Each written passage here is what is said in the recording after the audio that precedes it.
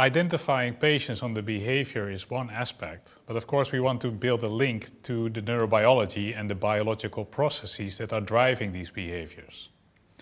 One of the technologies we use in the PRISM project is EEG, where we try to see how the brain cells respond to environmental cues and how that is actually being processed in the brain.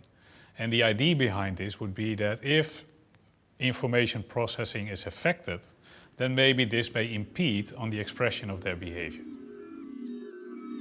Using EEG, we exactly would like to identify how the brain responds to environmental senses, hence environmental cues, such as, for example, sounds or visual pictures. So this is exactly what we do in our study. We expose the individuals to particular sounds or visual cues and then try to measure through EEG how brain activity is actually underlying the processing of these signals. So thus far we know that certain sensory processing aspects are being affected in these patients, and we try to see now whether this is consistent or different in these patient populations. So we try to identify whether, for example, the way that sensory information is being processed following auditory cues is differentially affected in patients with Alzheimer's disease, or whether it's differentially affected from those with schizophrenia. Similar to what we're doing with social withdrawal, we also try to provide homologous measures of sensory processing in our animal studies. So, for example, we expose the patients to sounds and see how the brain responds using EEG measures. We're using identical paradigms in our animals.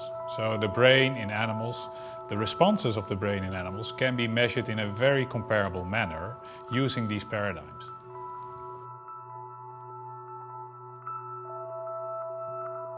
In humans, we can't do all of the different experiments we need to do to find out exactly why the condition is presenting how it's presenting. So why the person has the symptoms that they have, especially the social problems that they have.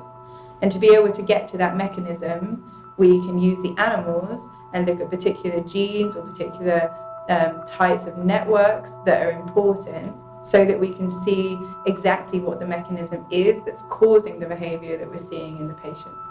And that's all done using the same brain activity measurements, but we're just using two different species, the humans and the animals, to be able to find out the sort of missing link in this chicken and egg problem. Using these EEG technologies, we hope to get a closer look into the biological processes of the brain that are driving behavioral deficits seen in these patients' populations. And by using a multitude of these different paradigms, we hope to see whether for certain clusters of patients, some of these biological processes may actually be associated, whether in other patient groups this may be very different.